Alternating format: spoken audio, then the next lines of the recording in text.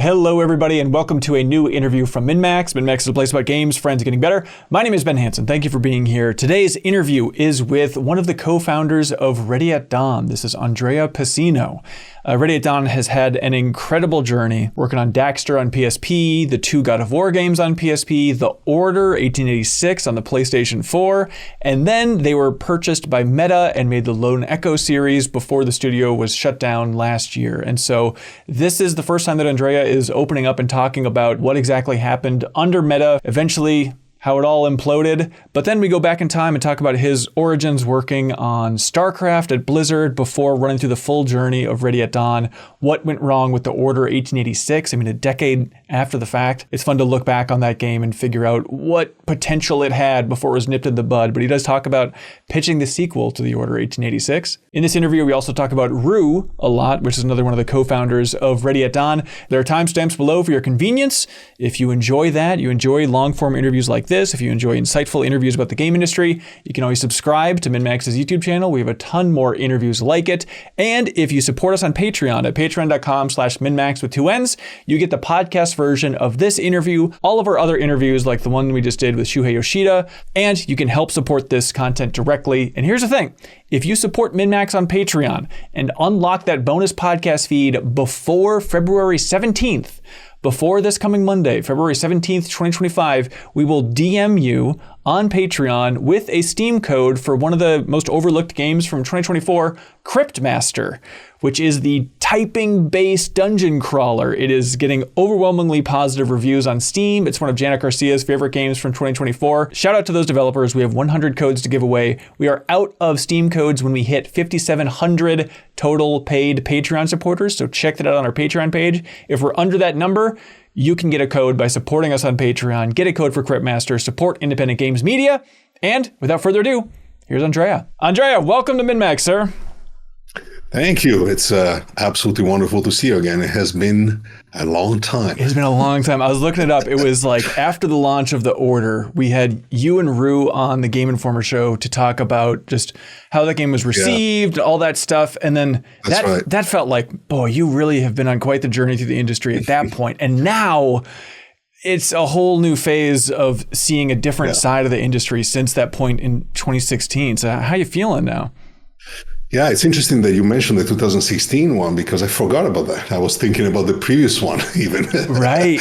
Because the 2016, I must have blocked it out. That was an interesting period. But yeah, things have changed a lot, and it's hard to believe it's been a decade even since that time. And it does really feel weird and different in so many ways. But I think we can get to talk a little bit about that. Yeah, I mean, there's 1,000 things to unpack, but I mean, studio closure, your baby in a lot of ways here, co-founded along the way. I mean, how are you at this point with the closure of Ready at Dawn? As I was hinting at before we started talking officially, it's very odd for me to feel like I can say whatever I want. My entire career pretty much have had to always be super careful about what I would say. That's an issue because you think, we were always an independent studio up until 2020. You would think you would have some freedom to be your own person and to be your own studio and to set your own culture, and you do. But when it comes to facing the users or much more so facing the press, there've always been this pressure, to be very, very controlled as to what message you're allowed to deliver. Right. So being able to actually speak frankly is something I need to adjust. I always think there's going to be some PR guy walking in any second saying, what are you saying? But the reality is I'm doing great. I'm doing really well because we did 21 years with Ready at Dawn, and of course I go way back even before that, and it was 21 years of just constant and absolute pressure and absolute relentless stress, which I think at some point as you advance with your years and you get to some places you've had enough. You know what I mean? I don't think I could do that anymore. I've done my share. So yeah, the lack of constant struggle is refreshing at this point in my life. So I'm doing okay. Of course, it's bittersweet and there's all kind of stuff. And but the reality is, at least I made my peace with it about almost 3 years ago at this point. With the first round of layoffs, I knew that our days were numbered. I didn't think it was going to end this quickly, I'll be honest. But I knew there was no coming back. I knew I couldn't, even contemplate of staying long term, people that would do that to us. So that's the thing. Okay, so it was like early 2023. It was like a third of the studio got laid off. Yeah, that was already the second round of layoffs. There was a first one the year before, I believe. I'm trying to remember now because there was two major rounds. The first one was very mechanical. It was very it was supposed to be an algorithm, not personal. I don't know if I buy that, but so it was supposed to be just something, in response to, for the first time in their history, Meta, Facebook was not earning as much as was anticipated, even though they were still making money hand over fist. Yeah. So they were not earning as much, and so they adjusted, they contracted, and they started rethinking things, especially after the monster hiring spree of the early 2020s. Right.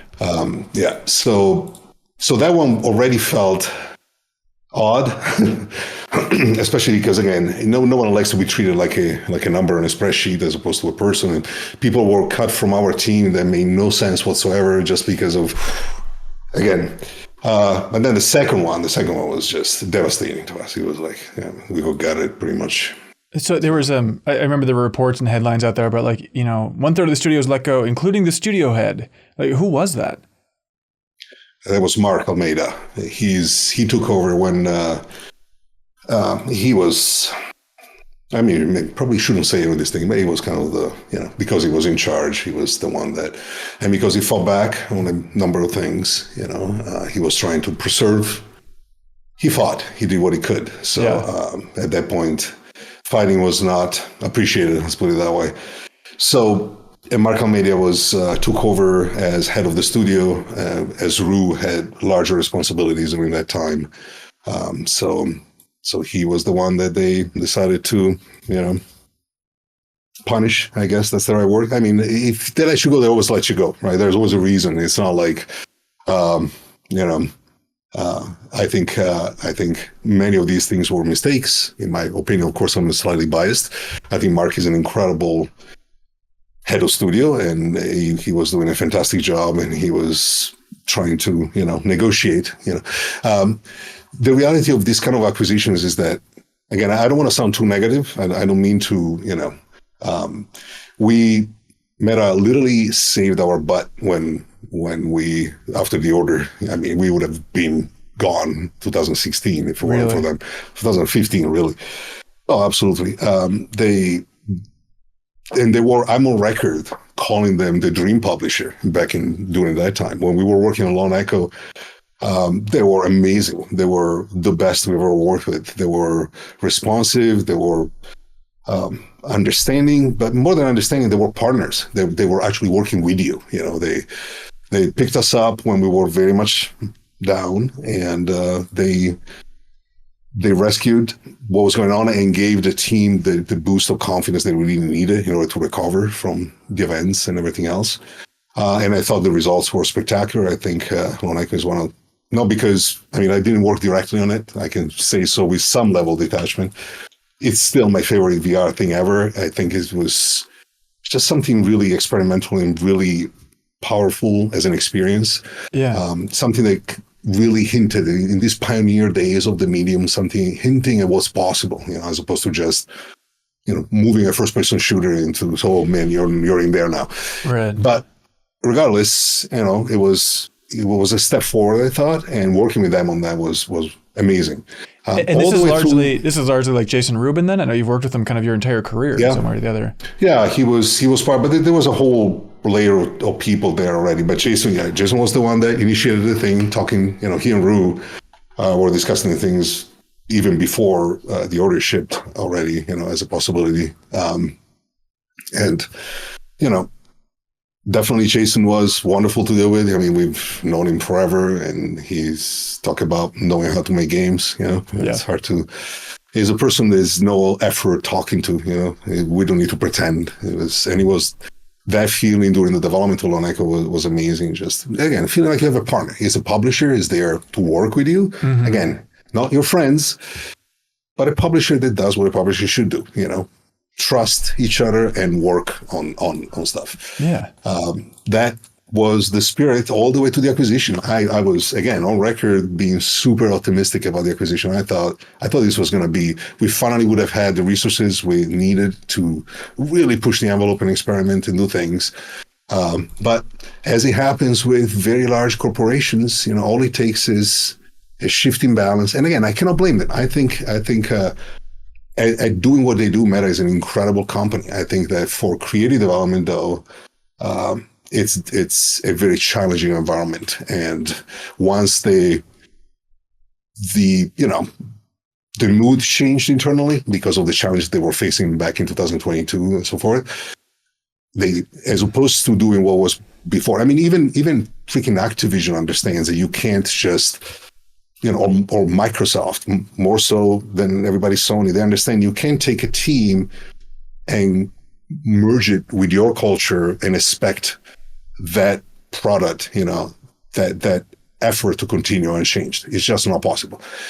They respect. Otherwise, why do you even have multiple teams if you're going to try to make everybody you? And so that was it. It's just kind of the bottom. So the larger push for becoming Meta, pushing into VR, it just started to feel like, oh, there's not the audience here that we thought. Therefore, everything kind of got squeezed. And in that squeeze, they tried to absorb more of Ready at Dawn's culture. Is that the idea? I don't think that's even the case. I think it was more like we are who we are, and everybody who works here is going to be part of this particular process. Is going to have this. Is going to be a Meta employee, no matter what. Okay. Originally, when we discussed this stuff, we were supposed to become, a wholly owned but relatively independent. And again, I repeat, even Activision understands this. You take a studio. Otherwise, what's the point? Just call it all the same thing, and they're all just different locations of the same thing. Right. And fine, if that's what you want, that's fine. But I think, especially for creative development, if you have a group that works, that is doing things, messing with it, all it does at best is interferes with the process. At worst, it kills the process. Yeah. And so they did a hard turn and decided that it was best for them to have pretty much everybody be Meta. We weren't really Ready at Dawn anymore. We were, a lot more directly part of their culture than we thought we would be, which is, like I said, is fine for lots of things. I'm not criticizing them, but I do think that's not really compatible, especially with game developers. I think there's a fundamental disconnect there as to what is needed for creative development. So what do you have kind of words of wisdom for the other studios under the Meta umbrella? Some of them are doing great. So, maybe I'm full of crap. It's very possible that is the thing. I do think that long term, it's difficult. My word of wisdom would be more from Meta, but they didn't listen then. I don't think they will listen now. Which is, if you want to do creative development, if you want to make games, and not just games, but any sort of, media, it would be the same thing for any sort of things that is not, there is not an app or a service or a product that has to be on a 6-month schedule to show progress and all these things. It requires a different approach. And I think decentralizing development is the only way to make it effective. It certainly has been my experience in the past. And like I said, it's a limited view that I have of the world. And sure. I'm certainly, my pay grade was not there to, maybe they have other overarching reasons and things that I was never aware of.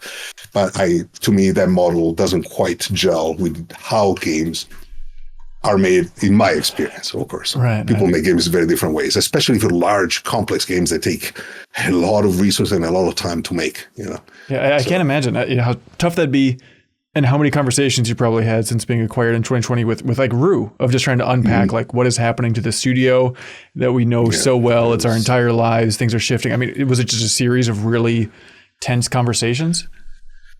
Yeah. That's a good way to put it. Tense conversation. It's more than that. And again, I was never a business guy. I was never, Ru and I always have synchronized on high level decisions and things like this, but he's the one that was really in the eye of the storm. And he's done this since he took over, like in 2010.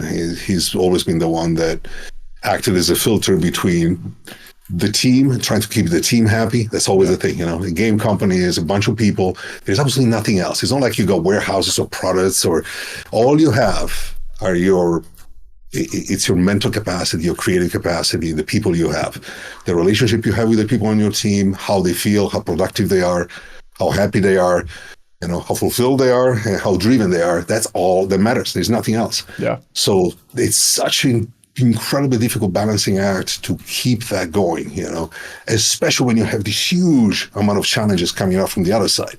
And always being able to put on a good face and always try to make it, because, you're the one that motivates them. You're the one, leadership. If there is a thing that you learn working in these kind of companies for a very long time is, how much leadership influences everything, not just the obvious things like decisions and path and so forth, but the way the team coalesces, the way the team feels, how effective the dynamic of the group can become. It all starts with what is projected from leadership. So yeah, how's Ru doing? Are you guys still on good terms here after everything?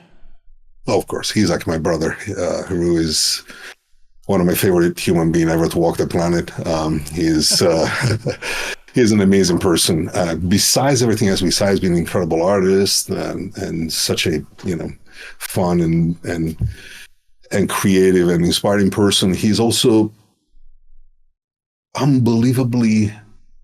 I don't want to seem straightforward, but unbelievably honest, if you know what I mean. Sure. He has only one word. When he says something, I've seen this so many times. It's like, if he told me whatever his word is stronger than anything I've ever experienced. He will always do the right thing. He's a man of great honor. I don't want to sound like, but I really feel this deeply. I mean, I've known him now since 1998, so we've been friends for 7 years, and across 3 companies really. I mean, first the Blizzard, and then we rated Dawn, and he's doing okay. He's wrapping things up in Meta still. He'll be out soon. Yeah, I mean, so you say that Meta, saved you before they killed you. I mean, how do you look back on that sale? I mean, there was no other choice. You feel like it was either that or Ready at Dawn folds? We had no other choice. Yeah, definitely, 100%. That was not, but to be fair, I'm not saying that we did this, we fear we regret. We sold very happily. I thought it was fantastic. Like I said, I'm on record, and we were super excited. So sometimes things work out, and again, I've seen it before. It happens, and once, and for the last time, I want to say that I'm not criticizing them. I mean, I would never be so presumptuous as to assume that we were in the right and they were in the wrong. I would never assume that. Sure. Maybe this was something. From my perspective, it seems a waste more than anything else. But I understand their perspective, and they're extremely good. It's I can't even imagine, it has been a struggle, and the most we ever had was like 130 people I rated on, something like that way. They were at our largest, they were peak. So it was at the end of the order. That's when we got to that size. And 130, I mean, 5 people is one thing, 15 is like already a different company. When you get to like 30, 40 people, you feel like, oh my God, this is like, I don't even know if I can do this. Getting to like in the hundreds already seems. Meta, there was a time there were 90,000. I can't even comprehend the logistics and the reality of managing a place like this. Right. So who the hell am I to pass judgment? I'm not passing judgment. All I'm saying is that from our perspective, it was not the outcome we would have hoped, of course, especially after so much. And we had such a tight team with so many people who really felt like, I know people throw this word around, but it felt like a real group, a real bunch of friends. You know, you want to say family, but it's not cool to say family. Yeah, it's tough. It's not, and it's still not family. But we were friends. We really were. And there was some of the. I mean, you spend decades with these people through tough and through happy and through the grind. The grind is really what builds these relationships. You know, you day after day after day. It's easy to see the milestones, to see the results, to see the positive and the negative after the fact, but it's the daily. It feels like nothing is changing. It feels like positively glacial, you know, how slow progress is in doing creative stuff. Yeah. So, and through that, you really build this affinity for each other. Either that or people don't stay, you know. It's like it becomes a group. The ones that work, the ones that stick around for time become that way. So losing that is not ideal, of course, but it is what it is, and you know, I mean, companies go in different directions depending on how things change. Of course. I mean, that's kind of the scary thing, and I know there's a lot of doom and gloom about the game industry these days. But you just think about it: a studio as talented as Ready at Dawn that's been together for that long, and the fact that you all couldn't find a way to stay together. It's like, what chance do other big studios have? You know, like I mean, you look at like, you know, at Tango. And how Crafton kind of came in and picked them up and saved them. I mean, was there any chance that another publisher could come in and grab Ready at Dawn out from Meta if they weren't going to, you know, make the most out of your talents? Honestly, I don't know how many things Ru tried. I know he tried lots of things and so forth, so I'm not at liberty to. I don't even know all of them because for a long time he was even trying to shield me from the reality of how quick our doom was. Coming. So I don't know. The reality is a lot of people went to another Axiom. That's going to be they fragmented away.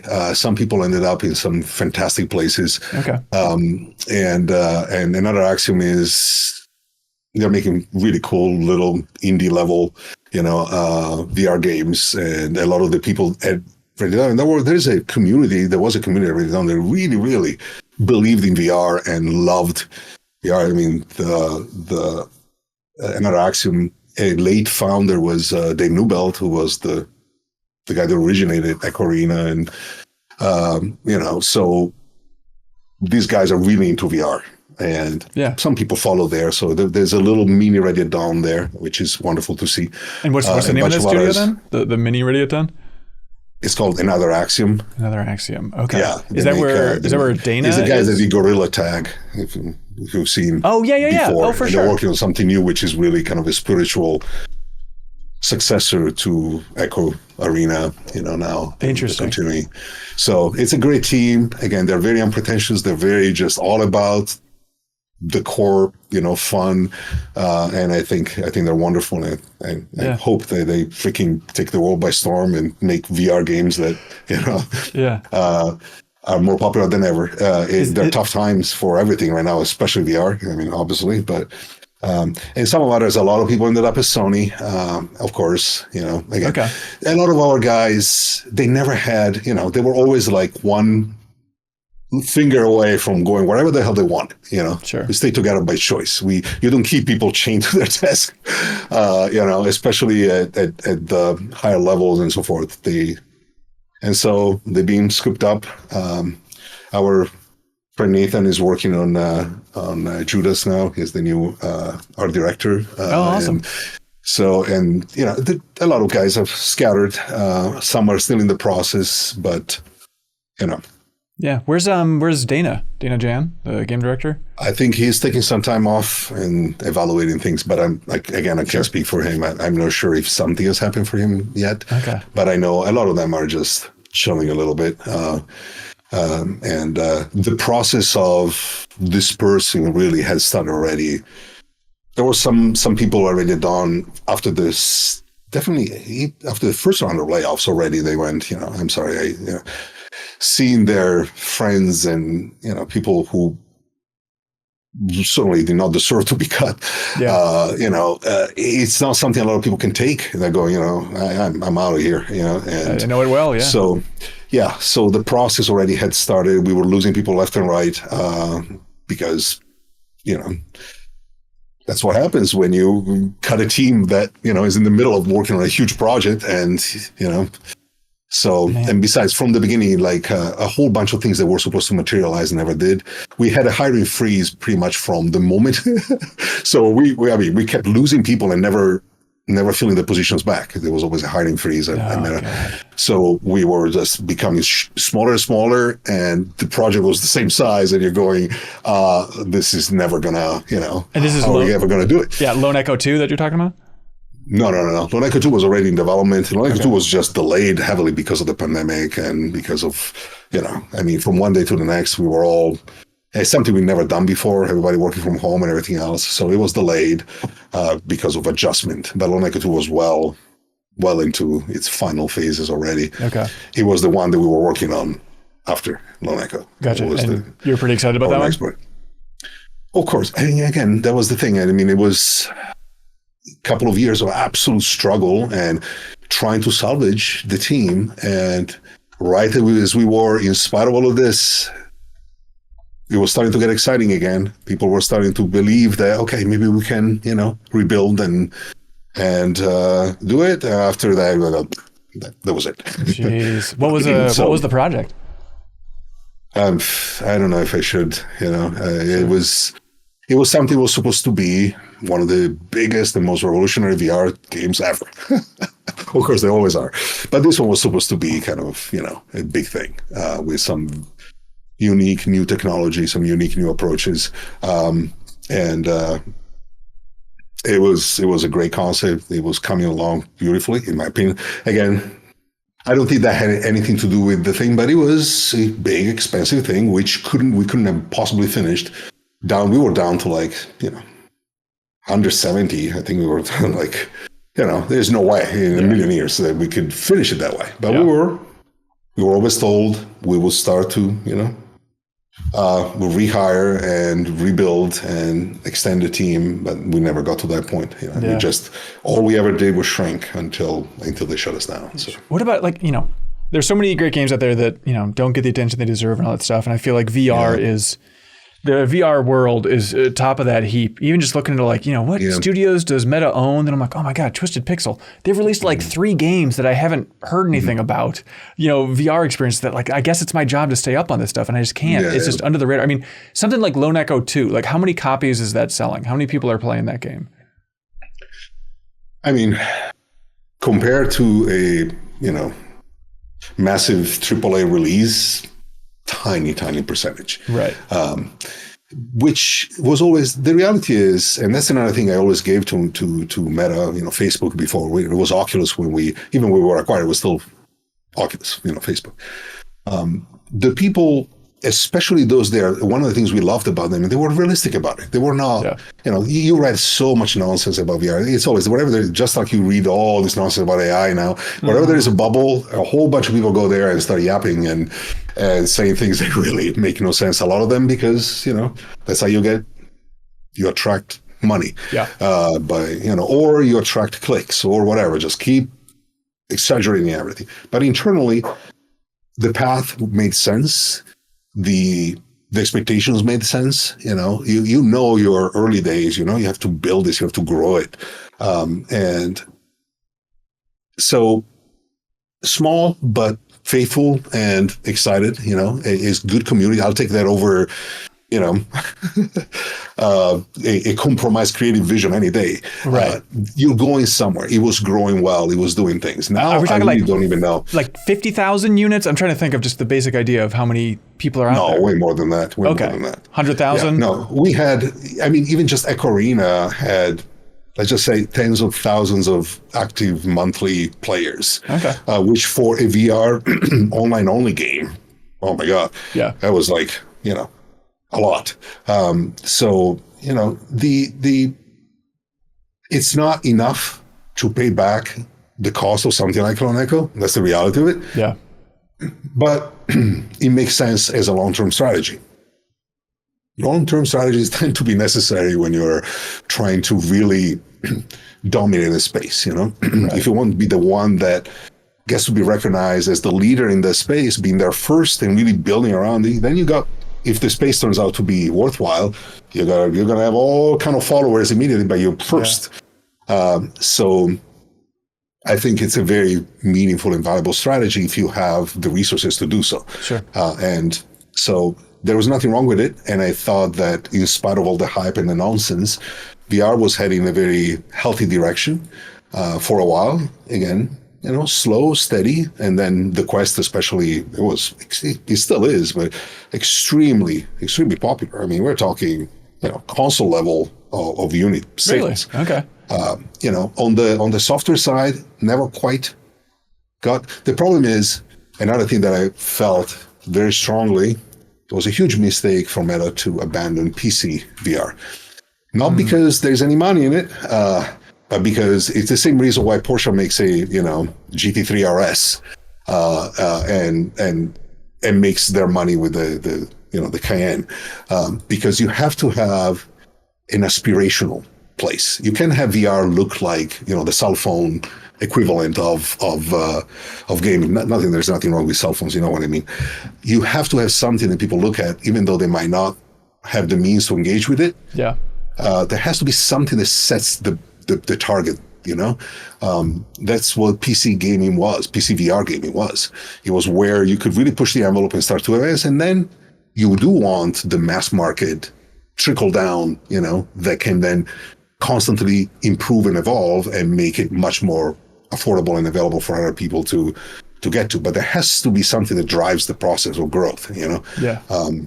So removing that, I think whenever you look at VR games, they always look kind of dated, especially because you're not looking at them in VR most of the time, and people don't get the real perspective of just how awesome some of these things can be. You don't see it in the right medium, and when they look like, games from 15 years ago. Yep. So again, they can be incredibly fun. There are some amazing games on the Quest that are phenomenal, but people don't give them a chance, don't give it enough of a chance, or at least enough people. And even if they do, they still don't put it in the same category as your, PlayStation or Xbox or your PC games. Mm-hmm. It just doesn't feel the same way. So,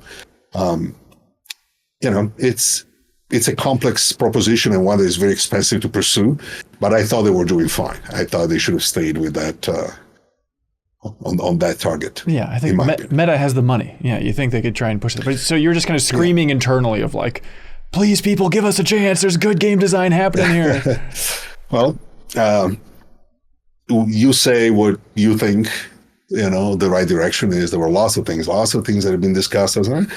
And then, of course, it's not up to us. We do what we are told at the end, But so and it might very well be that they're right and I'm completely wrong. Again, I'm not pretending to actually have any answers. I'm just stating my gut feeling, which is what pretty much the only thing anybody can do. Like I said, particularly my pay grade. All I can say is, in my opinion, and without all the information about the financial and the, again, the logistics of something that deals with tens of billions of dollars a quarter worth of revenue, and I just don't know how in that space making some money losing, 50, 60, $100 million games over, 3, 4, 5 years. I think that is a very worthwhile investment if your goal is to really develop that platform and eventually control it, dominate it, be the leader. That, but like I said, I have a small slice of the picture. So, sure, of course, yeah. What are you doing now? I mean, is it a matter of selling the studio kind of set you up pretty well financially, and now you can kind of start a whole new adventure, or what are you up to? Yeah, I'll be honest. Yes, I could retire. I could just freaking spend my days playing video games and watching things, but it's really not my nature. In fact, I'm working freaking, more than ever. Really? I'm working like a maniac. Oh yeah. We'll get up at 6:30 a.m. and then my friend Jason, who's sitting down there, and I are just coding like maniacs until 7 p.m. and then I work out, then work on other projects in the other studio for a while, and then go to sleep. That's pretty much my day.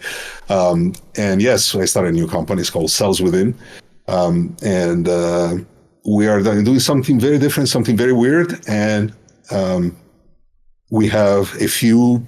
We are very, very small, but we have a few incredible partners that we're working with to do something completely different and something very unique. I always say this is the kind of thing that can only have two possible outcomes. One is we change the world, and the other one, nobody gives a shit. And honestly, I'm okay with either one. It's whatever happens, it will have been worth it. Because I'm having fun again. I'm just freaking, And I have nobody. Yeah. Is it software? Is it a game? What are you doing here? It is. I'm not going to say anything about it because, like I said, it's going to be the right thing. It's going to be a few years before you're ready to show. But it's certainly software. I mean, what else am I going to do? I'm like hands. But yes, no, I've been doing software since I was 12. So it is software, but it's. It starts with a very different bet on technology, and we'll see. It might or may not pay off. That's why I say, if it pays off, and it's also not an incredibly long-term thing. It's not something that is going to take us 10 years or something, but in a couple of years, we will have to have a partner. That's the problem. Either we'll then take it to completion with a partner, or we'll reevaluate. So, but at least in this first phase, nobody's interfering. I'm done with that. I don't have anybody telling me what to do. We're just working like we used to. We know what we want to do. We do it. It's hard work, but we freaking have fun, and that's all I can ask. And like I said, I embrace the daily grind. It's my favorite thing. I embrace the fact that I can do one tiny little thing at the end of every day. I've made a 0.01% improvement into my, towards my goal. Yeah. And that's all I can ask for. It's very much like bodybuilding, very, very long term, very difficult to stick to it, and very taxing. But once you believe, once you know, you develop that discipline, you develop that understanding that anything worthwhile is going to take your complete concentration, complete effort for very long. And even if you don't see the progress every day, you're doing it. That's all I'm asking for. So yeah. So and no more meetings, no more. Oh my God, I can't take it anymore. So this is just doing the work. Yeah. We've done it a lot. When I was a Blizzard man, the beginning of Blizzard, we used to work really that way. Every day you would go there, and it was like, hey, what should we do? Right. You spend like 3 years with people just exploring and thinking, yes, there was a goal, but it was never all that strict. Then eventually one day everybody go, holy crap, we need to ship like in 2 years. Let's get on the schedule now. But you still that was the magic. There was these few years of just searching and slow, pathfinding towards a goal. And it really worked. That was their magic. That's why everything took 7-8 years, and that's why everything was magic, I mean, because you came in Brood Wars development, right? Yeah. StarCraft? It was just a couple of months after StarCraft shipped. And so the first thing was, Brood War, the expansion. And then I was on Warcraft 3. I mean, I worked a little bit with the Diablo 2 soundtrack, and then the rest was always Warcraft 3. Then I worked 1 year on StarCraft 2. That's hilarious because I started with it done in September 2003 with my partners. Yeah. And I worked on StarCraft 2 for a year. That's how long crazy. Things took at Blizzard. What did StarCraft 2 look like back in 2002? There wasn't really anything specific. It was like in a very bizarre decision. Again, these are the kind of things I've never said to anybody about. Like when we finished Warcraft 3 was super over-engineered. It was ridiculously over-engineered. That's why you got things like Dota, and the editor wasn't an editor. It was really an engine. Somebody remade Diablo 2 in the Warcraft 3 thing, and it's freaking completely playable. Yeah. It's amazing. It was just so over the top, overdone. Every system was way too much.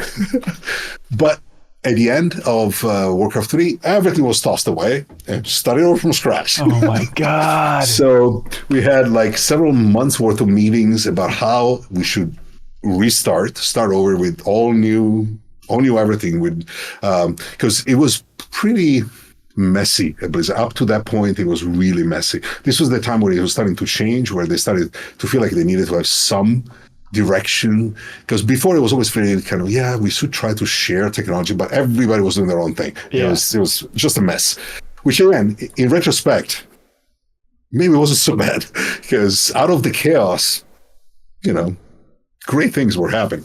But so the whole first year was just rewriting things and rethinking technologies and doing fundamental stuff and so forth. And then I was gone because honestly, I had just spent 5 years making an RTS.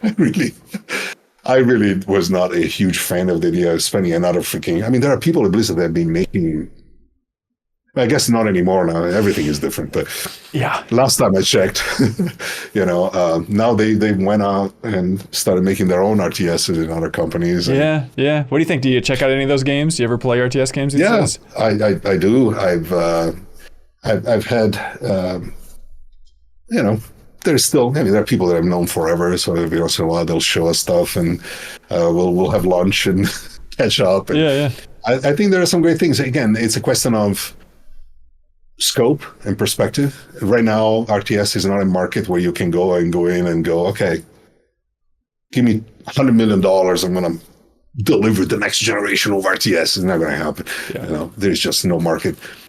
Or should I say, there is a big, healthy market, but it's not the size that justifies the AAA, budget. Right. So, but with that in mind, and especially given the competitive scene and Asia in particular, China and Korea, it's a very worthwhile effort, and there are people who are really trying to set up whatever is next. And in this case, appealing to competitive gamers and those that really care about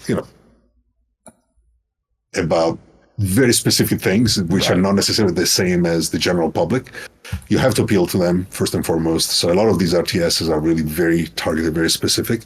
But I think they're going to do great because, again, they have the right scope, they spend the right amount of money, so it makes sense as a project. That must have been such a weird pivot to go from StarCraft 2 to then starting Ready at Dawn and then going right into Daxter. And I remember, talking at the studio, talking about how you still get emotional when you look at Daxter on the PSP, just because you remember how much you killed yourself trying to make that game happen. Oh yeah. Well, I was always, I love the Blizzard stuff, but I love consoles, especially back then. There was and the PSP, I really thought it was a unique opportunity to, make a new company start. And back then, a AAA game was going to be 60 people. I know it sounds ridiculous. Maybe 70. Oh my God, we're making something really huge. So the idea that we could start a new studio and grow at a more reasonable pace and maybe get to 20, 30 people with the first game was very appealing. Plus, I love platformers. Jack and Daxter were one of my favorite things. And Daxter had this lighthearted, kind of quaint, feel now. It's been a long time, but it was still the most fun and the most rewarding project that I've ever worked on. Really? Together. Oh yeah, by far. It was that's another thing I don't think I've ever told anybody. So now I can. When we went to show at E3 in 2005, we were days away from being closed, days from being canceled. Wow. Sony was just about to pull the plug. We delivered our first playable, and we thought it was awesome. But they had concerns, and the reality is, hilariously enough, when we showed it to Jason and Andy that were at Naughty Dog, Naughty Dog, I think they had left already at this point. But when they saw it, and the other guys at Naughty Dog, because occasionally we would go and show them our progress, they were very happy. They're this is great. Sure, it needs some polishing. It was the first playable. It didn't even run on the PSP. It ran on the PC, and it was what EA would call a vertical slice. Sure. We used the Sony method, so for us was a first playable, but it was the same idea. Cerny method means make a vertical slice. Cerny method is Mark Cerny. Yeah. I'm sure you've heard of him. Back in the 90s, he and this guy named Michael John, who actually hilariously was placed by Sony. He was put in to help us with design, right as they were. He was either cancel us or give us this help guy. So they put him in. and he's wonderful. He was one of the original guys with Spyro and the Insomniac stuff, Universal. So he and Mark were kind of the platformer gurus, and back in the 90s they developed this approach to development they call the Sony method, which is when you go, there is the idea of doing pre-production, then hitting, these particular types of milestones, then getting first playable is like, it's supposed to be a slice of the game that is representative of the complete experience, even though the art might not be finished, things might not be there, but it has to have the right finished vibe. Yeah. And then from there, if you pass, you go into production mode. Production mode is no more development, is really content. Ideally, in reality, it's never quite this thing. But it's called the Sony method. It's just a methodology, and Sony used it. I'm sure they still do. And EA has their own, and they use the vertical slice. I mean, it's the same thing in the end. Same idea. Gotcha. But our first playable, so we delivered. That was the first and most important milestone. I noticed that this was not even 2 years. It was like a year and a half. When thinking about it, from scratch, there was nothing on the PSP. There was literally nothing. Yeah. It was, we spent the first year, we didn't even have the specs for the PSP. We finally got one dev kit. We were supposed to get like 20 dev kits. We got one dev kit 6 months late, and we had to share it with 2 other studios. We would have it for 1 week, then we had to package it, send it to another studio. They would have it. So to give a sense, the level of challenge just to begin with. Yeah. So in spite of all of this, and man, the first time we ran some of our stuff on the PSP, we were getting like half a frame a second. It was like, oh my God, what are we going to do? It was absolutely terrifying. So the PSP is a very, very special beast, a very unique animal with some crazy, it was genius. It was very typical of Sony of that time. Incredible hardware with a couple of f***ups that are just enough to ruin your life. There was the classic for all of their consoles at the time. Yeah. In the case of the PSP, for example, the fact that there was no hardware clipping was a very bad idea. Anyway, it's a long story. But we managed to finish the first playable. We showed it, and they were like, nah, we don't like it.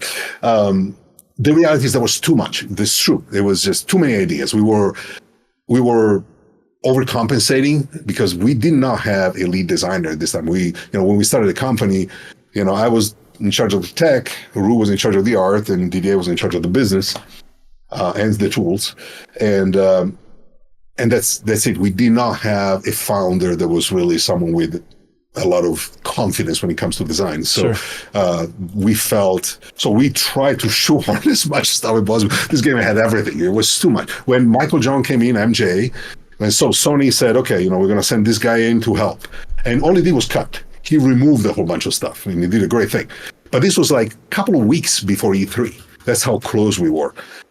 So we went for first playable, and then we went to E3.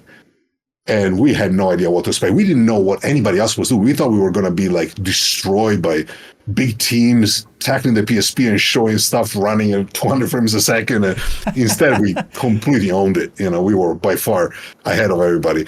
And, wow. And when we showed the game, the reaction was so positive immediately that we knew, okay, now we just, okay, we're cool. We just have to finish it and ship it, and people will like this. And what type of stuff did MJ cut? Like just wild features, mini games, what type of stuff? Well, yeah, it was mostly just finding the core design. It was there was a lot of stuff. Like, for example, we had this ship level. That's what the first level was. There was this whole section there was like an oil tanker.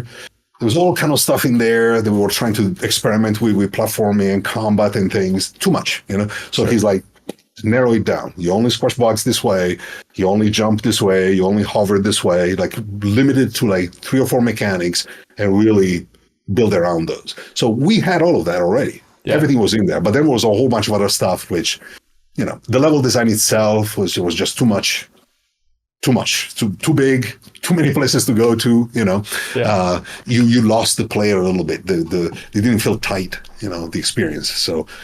But again, that's a different thing. If the feedback that you get is, there's too much, you need to trim, you need to, it happens a lot with books, with everything, right? Yeah. You get feedback of the time, you gotta edit. You got to find, Yeah. versus, okay, we're going to have to cancel. So, are like, holy crap. So there's always this threat, you spend your life always during the development of Daxter. I used to literally wake up in the middle of the night in cold sweats because I was thinking, always had this nightmare that I would have to go in front of the team and say, that's it. We didn't make it. We're not going to ship one game. We're not going to make one game. To me, that was just, like I said, Ru is way stronger than me. I was always just an emotional mess, so. But then Sony ended up being happy with it. Like the E3 demo was so good that Sony's like, way to go. This is after E3, it was a whole different, we were like, come to me, we're going to do it now. It was easy after that. It was hard work, but it was like, everybody was super thrilled. E3 changed everything. It was a different time. You didn't have social media breathing down your neck all day long and all these other things. So E3 was the thing. It gave you that boost. People loved it. Miyamoto played it. Yeah, that's right. Yeah. Yeah. And he didn't say anything, right? He didn't have any feedback. Did he say anything after playing Daxter? No. Okay. It was still a competition, but he seemed pretty happy. But he had a huge entourage around, and he came over. And I actually wasn't there when he was doing that, but Ru and our guy Phil, he was so frozen when he saw Phil. He was one of the main gameplay programmers on Daxter, and he was such a huge fan, of Miyamoto. He was literally frozen. He couldn't even take a picture. He was unable to speak. And Miyamoto played for a while and then left. It was the last day. That's what Sure. the big guys do.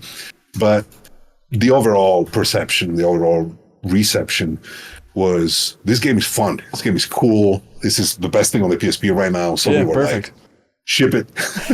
Get it there and ship it.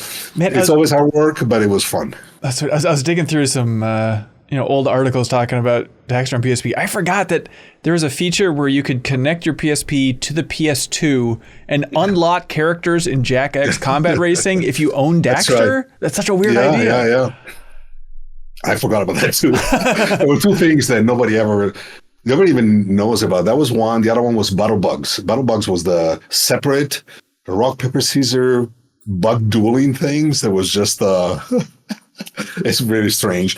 It's all stuff that it sounded great on paper and when we started, and then we didn't even have enough time, so it was a little bit, It was separate. Was it like a separate mode within the game? It's a separate it's a separate game. It's called Battle Bugs, and you go there and you can.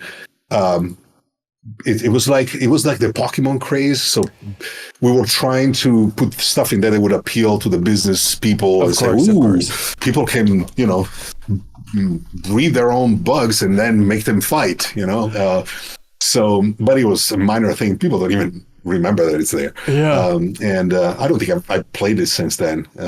It's like. It's very, very obscure. And the other thing was, we got to have the synergy. You got to have the synergy. You can unlock things. And, but yeah, it was there. We did it. We obeyed. Yeah. I remember, with that early kind of connection to Ready at Dawn, and, another of the co-founders came from Naughty Dog, I should say. I'm curious what you think about just kind of the trajectory of Naughty Dog. Because I remember back in, 2014 or whatever, when I visited the studio, you were like, there are big brothers. Like we're always following them. We want to do exactly what they're doing and kind of climb up that ladder. Do you think, is that still a good ladder to aspire to? Like Naughty Dog, obviously one of the greatest studios of all time. At the same time, they're really killing themselves for a while there with the amount of crunch in that studio and just longer and longer development times. Like, what do you think about that as kind of the North Star these days in the game industry? That is a really good question. You ask always the very good questions. Oh, thanks, man. The reality is the crunching of the thing, that's a whole other discussion we can have. Sure. The reality is everybody did it. Every freaking body did it. You want to see crunch? Oh my God. In the 90s, we didn't even call it that. It was just, hey, everybody, they didn't even ask. They told. When we were working Warcraft 3, the last 6 months, it was like, everybody needs to be here. They didn't even let you leave to have lunch or have dinner. You had to get the pizza they brought in. It was like slavery, pretty much. I don't want to say the wrong thing or unfairly compare to actual slavery. Right, yes, that. Obviously, yes. But but the reality is you didn't question it. If you didn't like it, you left. That's how things worked by then. Yeah. And I'm not saying in any way, shape, or form that that's the right thing, but Naughty Dog was just like all the other places at the time. Yeah. I'm pretty sure it's not like that anymore. I would be shocked if anything. None of the development studios work, hopefully, in the way that they did back in the day. Yeah. And that is a good thing. Naughty Dog has always been the shining star when it comes to the Sony, approach to big AAA development. And I think it still is. Like I said, it's been so long, and we've been gone for so long. I mean, I've been, we used to be very, very close with them, with Santa Monica, of course. Yeah.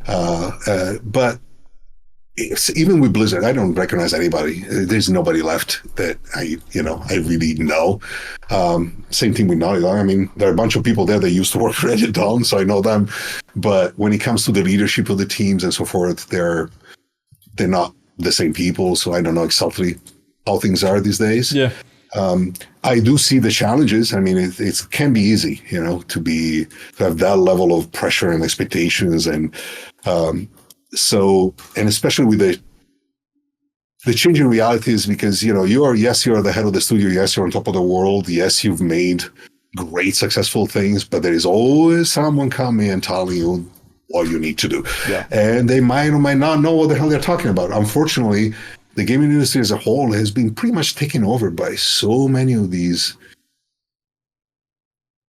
I don't want to sound bad, but that's the reality of it. Is there is a whole layer of people who it really started with Activision back in the 2000s, and EA to some extent, but there's this whole layer of management of people who have very little understanding of games. That's the reality of it. Yeah. They understand product. And again, I'm sure this is very similar to what has happened in the movies. And there's always this constant struggle, this tension, this tug of war between creative development and product development. Yeah. And I'm not dismissing the constraints and the restrictions, the realities of the financial side of things at all.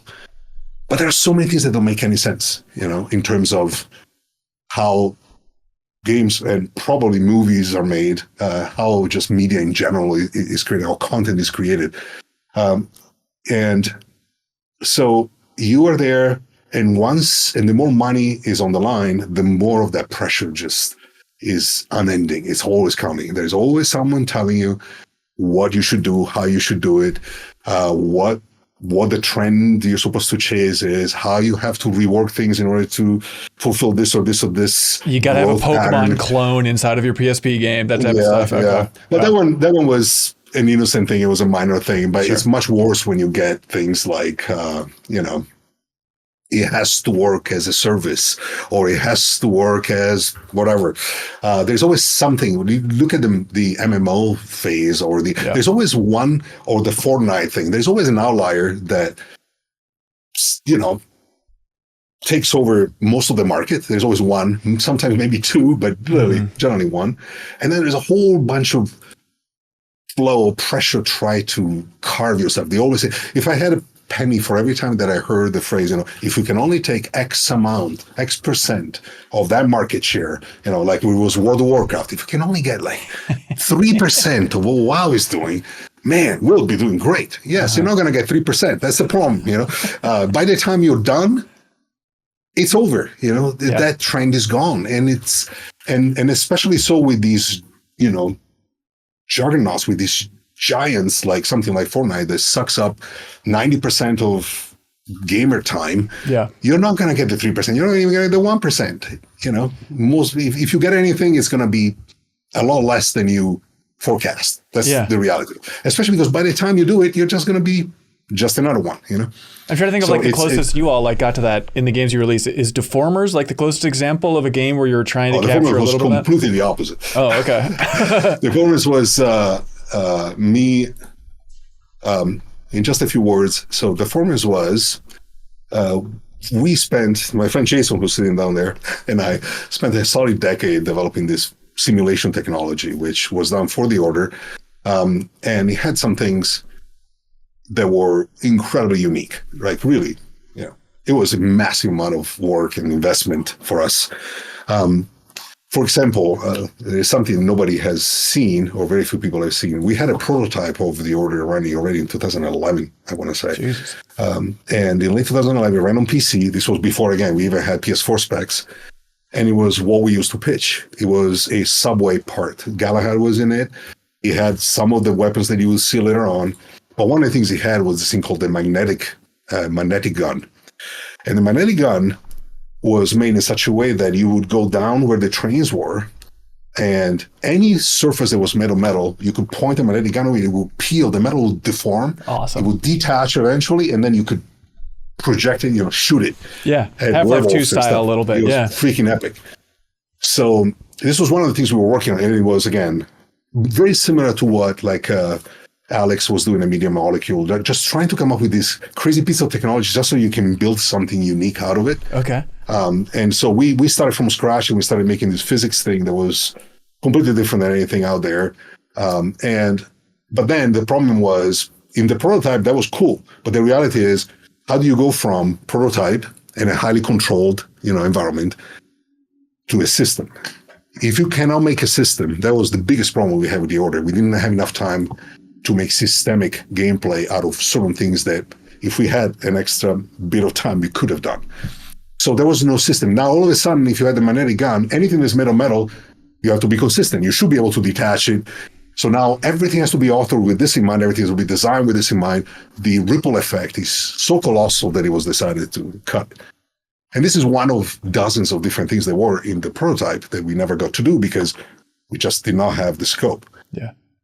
But the system itself was capable of all this stuff. It could do deforming metals. You could shoot and bend things. It could simulate all kind of materials. They're all soft body based. So when we finished, we thought, let's make a playground and experiment and show really what this can do so we can prep it for our next game and evolve this physics technology in directions that, So Deformer was completely, it was just me and Jason working on this. We did it for a couple of months, completely, off the beaten path. We were on our own, just playing around, experimenting. And then eventually we started having, so much fun, and people started coming on and started playing, and we discussed with Ru, and he's like, let's make a game out of this. Let's make a real game. But it was always supposed to be a tiny indie thing, something we would do and then put on Steam and put probably on early access for a while and do the thing. Unfortunately, and that was one of the few regrets that I had in my life. I made a mistake, and that was all me. I made a mistake of,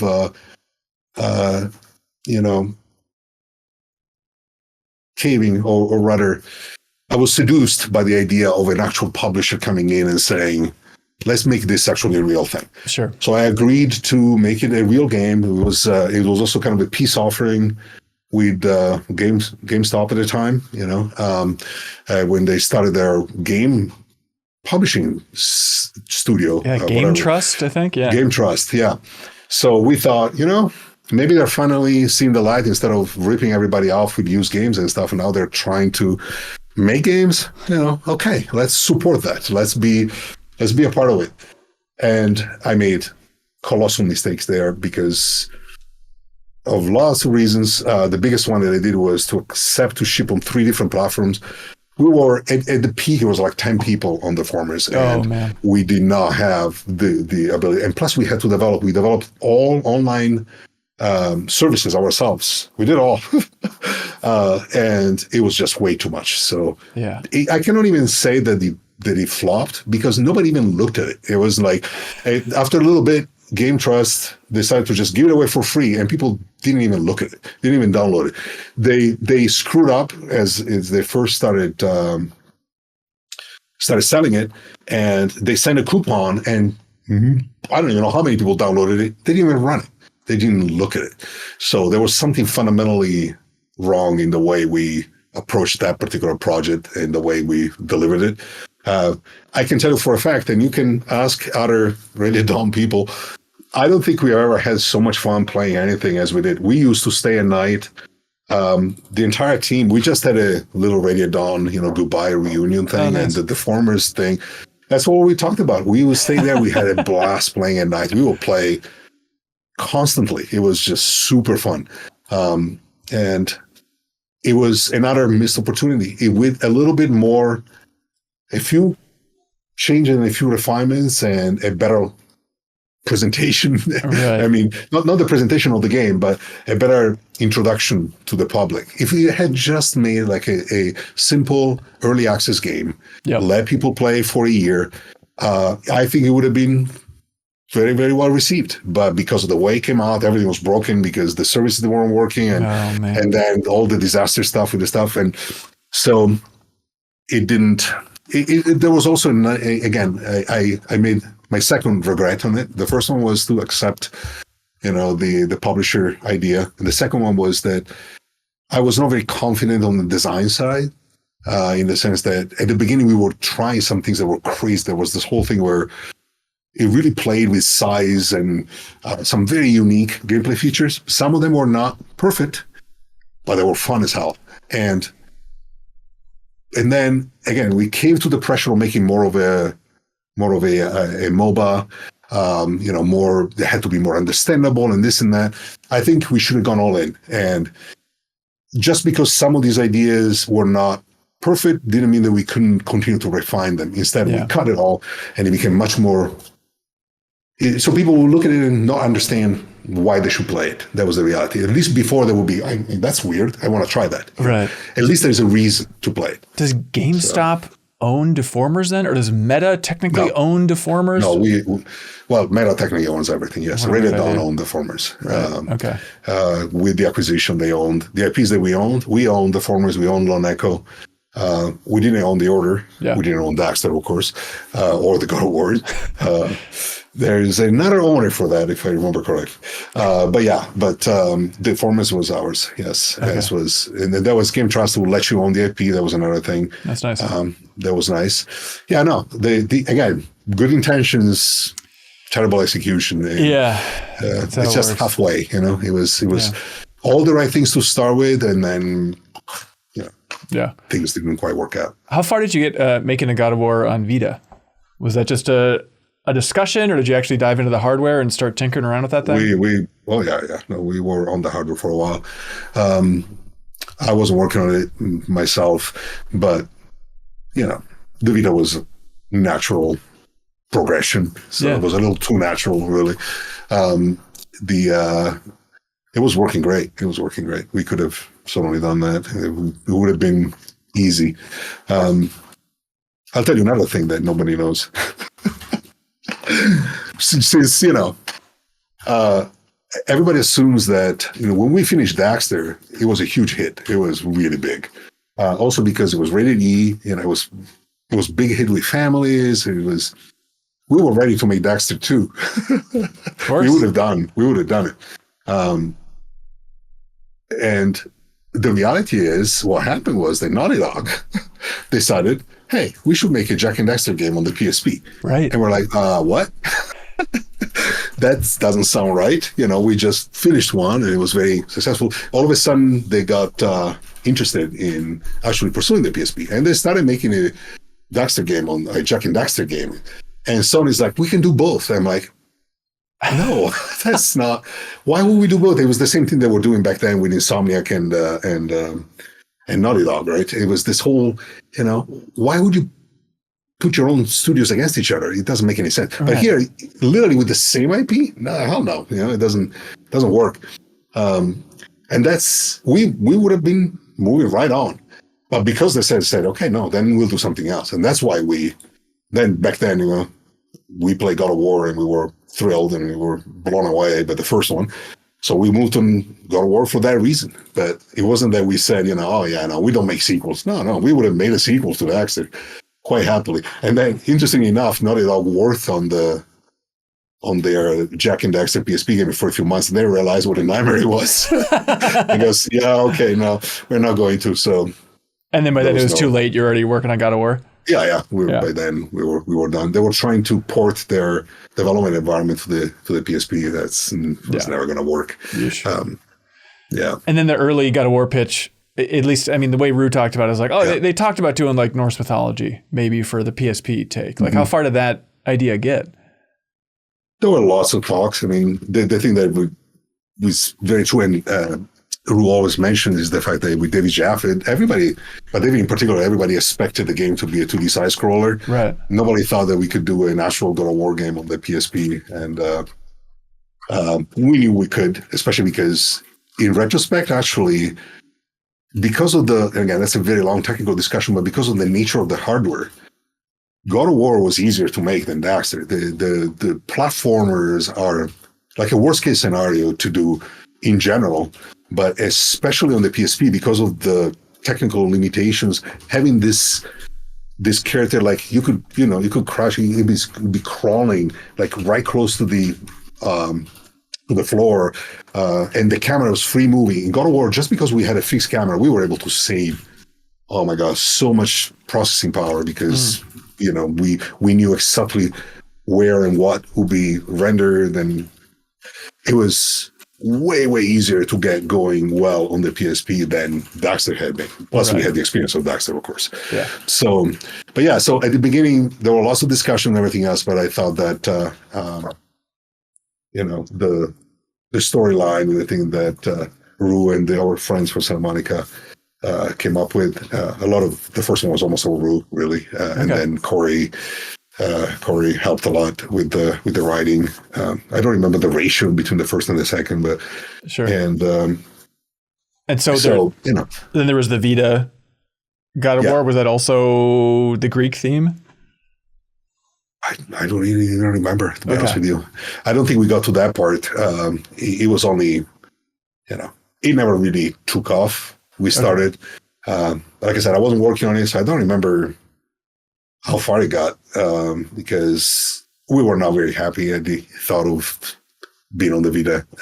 Nothing wrong with the Vita, but we wanted a chance to move on. There were other things that happened in between. Lots of things that people don't know. Even between the first and the second God of War on the PSP, we had a whole stint with a different project we were making with Ubisoft. I'll tell you another time. How about 30 seconds from now? What was that thing? Oh, well, it was something, I guess at this point we can even discuss that, but it was something completely different. It was another one of Ru's and Dana's creations. This would have been very, very, I think, very innovative and very different. It was supposed to be an action game, third-person action game. And we signed with Ubisoft, and we worked for a few months. I'll keep it short. Until in one of the worst trips of my life, we went to Paris we had these monthly meetings with Sarge and Yves. Okay. To make a long story short, we were supposed to meet in the morning, and it was like 8 p.m. and everybody was going home, and we still hadn't met. And then we're like, okay, something is not right. And then we sat down, and sure enough, they said how great everything was, how amazing everything was going, how fantastic we were, how incredible the game was progressing. And here's the list of things you have to change. Yeah, starting with the fact that it was a young woman was the lead, the protagonist. And they said that she was not badass. She needed to be a man, and there was a laundry list of things that we needed to change, to which we tried to hold in, the puke. And then we said, yeah, and then, we had the option. Thankfully, for the first few milestones, we had the option to break up the partnership. And if this early, they're already engaging with this level of creative interference, again, they're the publisher.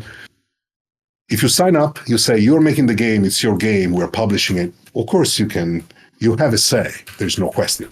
But you're not going to go with a laundry list of, you change this to a man, you change this gameplay to this, you change that. No, that's not gonna fly. So that was it. And then we were stuck again because now we were screwed because we had nothing else on the plate. And so we went and did Ghost of Sparta. But you didn't really want to do Ghost of Sparta? It was kind of the backup plan? No, we did. It was fine, but there was a famous picture which was regrettably shared of us sending back the PSP development kits. We thought we were done. It was already, we were like, okay, I think we're done. I think we pushed the PSP hard enough. We felt ready to pursue something else. That's why this other game with Ubisoft was going to be, console game. PS3 and 360. Okay, yeah. And then we came back and Sony came back and said, guys, come on, one more. And so we're like, okay. So we did Ghost of Sparta, which was talk about pushing the PSP to the limit. Holy crap. That was, my friend Garrett, he was in charge of programming already at this point. And towards the end, we were there. We were really looking. There was like a day where there was a bug because someone introduced like 6 bytes. It was 6 bytes out of memory. We were using down to the last byte. He had to go in and make it so we could fit 6 more bytes. It was just, we pushed, I don't think you could push the PSP much more, the original one. Yeah. And so, but I thought it was a fantastic game. Ghost of Sparta, I thought it was our crowning achievement when it comes to PSP, at least just as a showpiece. And I thought it really delivered. I loved the end of Chains of Olympus. It's one of those Ru things. I don't know if you ever played it with his daughter. I thought it was one, man. When I played it the first time, I was like, oh my God, it made me cry. But I thought it was very, very interesting as an experiment already in trying to, play with the player's feelings and really push a little bit of narrative, because the original war was not that subtle. It was pretty broad strokes when it comes to narrative. But he brought some things in. It was the same thing in Ghost of Sparta. I thought it was a glimpse of a, widening of the space a little bit, and something a little more personal, smaller PSP scale, totally. more human. The Ubisoft game, the console game, what was it inspired by? Starring a young woman, but what was the gameplay like? It was third person. I mean, I think today you would. Again, I'm not the owner of this, so I can't go into details. Sure. But it would be something wouldn't be so surprising today, given, the current time. You have to consider we're talking about 2008, 9. Sure. So very different things, and but it was all about scale. It was all about environments on top of everything else. So there's this little girl in a huge world. I'm thinking really Shadow of the Colossus. I'm trying to think of what more, not quite as serious or as dark, more fun, but heavy melee combat with, very large environments and really using the buildings, using the environments. But it was your over the shoulder, third person, think Horizon, okay. Beyond Good and Evil, I'm sure it was very different mood. It was not meant to be something super serious or very dramatic. It was it was supposed to have a very cool story, and it's a beautiful premise. I wish I could share it, but again, it's not mine.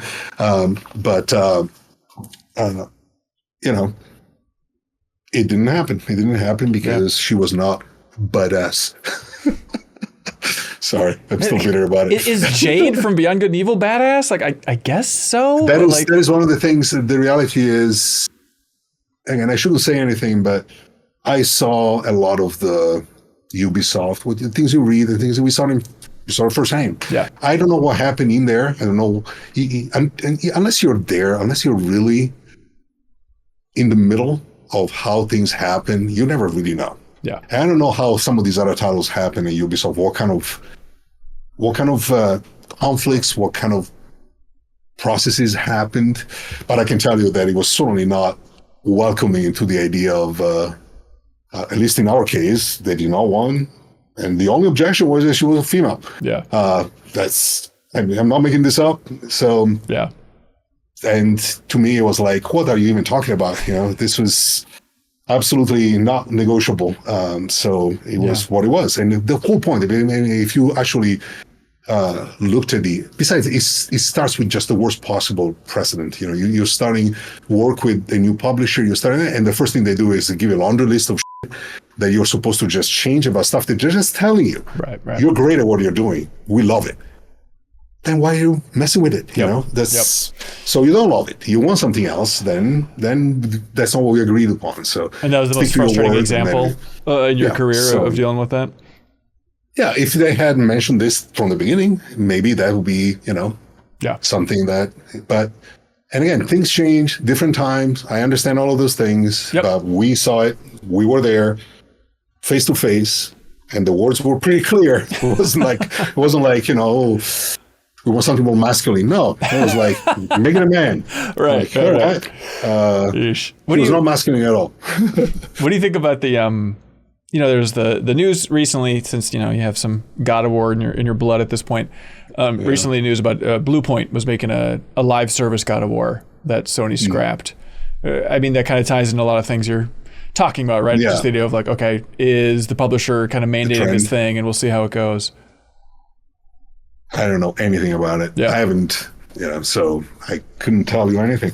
Like I said, all I know is that between what comes out and what really goes on, there's always a whole, between the black and the white, there's a whole degree, a good gradient always. Yeah. So unless you're there, unless you know really what goes on, it's very difficult from the outside to form an opinion, and Blue Point is not a group that we ever worked with, so I don't know anybody there. Sure. Okay, another thing that you're connected to a little bit, you helped port Okami to the Wii. Yeah. I'm curious, what do you think about the news of an Okami sequel with Kamiya going back? That sounds awesome. Maybe this one will make some money. When we did it, it was Didier and Ru were actually a GDC, at one of the conferences, I think it was a GDC, and they were having a drink with some of the Capcom guys, and we were all such huge fans of the game, We were like, oh my God, it was so great. And when the Wii came out, the first thing everybody thought, come on, it was like so obvious, it was almost. So we're like, well, Ru and Didier were talking and they're chatting and they're like, one thing came to another and they're like, if you guys could make a Wii version, we talked about it a lot because we sort of did not want to, once you start making ports, that's another thing. If you make a port, you all of a sudden, it's kind of like the same crap that I've heard since 2006. Oh, they were making portable games before, what would they know about making a big console game? It's absolutely ridiculous. This doesn't work that way. It's not the platform that makes the difference. And the same thing, just because if you're stuck making ports, it doesn't mean that you couldn't. Doesn't mean you can, but doesn't mean you couldn't. The two things are not mutually exclusive. So we were very concerned. But we loved the game so much, and we took some pretty drastic measures. So we hired all new people. We had a different office, so there would be zero interference. Didier ran the whole thing. Wow. And it was done purely because out of passion. And when Capcom came and gave us they had nothing. They had a hard drive with all the assets and the code on it. All Japanese, it was a little bit like being a researcher trying or a forensic analyst trying to reconstruct a crime scene, trying to reverse engineer this thing. It was, the people that we put on it were really great because making it work, figuring it all out, making the controls work with the Wii, making it work on the Wii, and it worked great. It was quite good. So it was a completely separate process. The idea was that those people eventually, when they finished, might be joining the main teams. I don't remember if any did. Some went on to do their own things. But it was done purely for the love of it. And I really figured, man, we're going to make bank with this. This is going to be huge. Right. It's going to come out on the Wii and people are going to lose their mind. The game is a masterpiece and it's perfect for it. Instead, it didn't sell for crap. Nothing. Same thing. So at that point, we were out of excuses. There's something that just... So I hope the new one, finally, people give it a chance because... Yes, there is a devoted fan base, but it's small. The people that actually played it are a few. So yeah, totally. it's time for it to be recognized. It's absolutely fantastic. Yeah. So I saw like old interviews with Didier, and he's talking about how in this era you're working on games that were codenamed, really take you back here, codenames R6 and R8. Yeah. Was one of those the Ubisoft game then? I think so. Okay. I think R8 was. I honestly, I can't keep track with it. Sure I think the last one we had was R22 or 24 or something. So there'd be so many, I can't keep track of all of them. So that means you had, what, 24 different projects within Ready at Dawn that... Yeah. Wow. Including some things are like things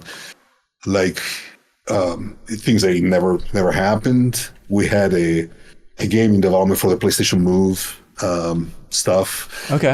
Which was very cool. That was all of that got scrapped when we, they decided not to go with it. It was a zombie game. There were just like 18 zombie games coming on. Okay. So I think that was a part of it, but it was cool. We had so many others. Some never went past, not even prototype, but just conceptual phases. Sure. Some got started and not finished. Some were reworks of previous things, Echo.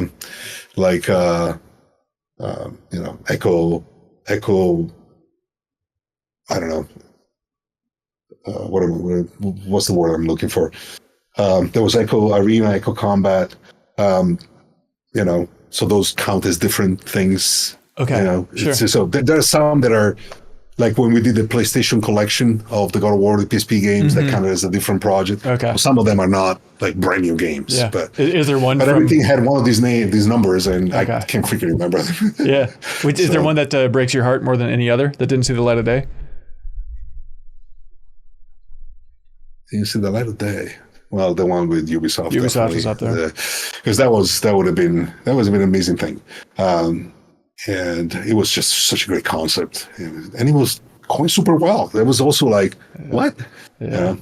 But yeah, the other ones. There was one called Squadron, which was again similar to Deformers. Was going to be like a small indie. We always had this desire to like mix a few small games that would go there.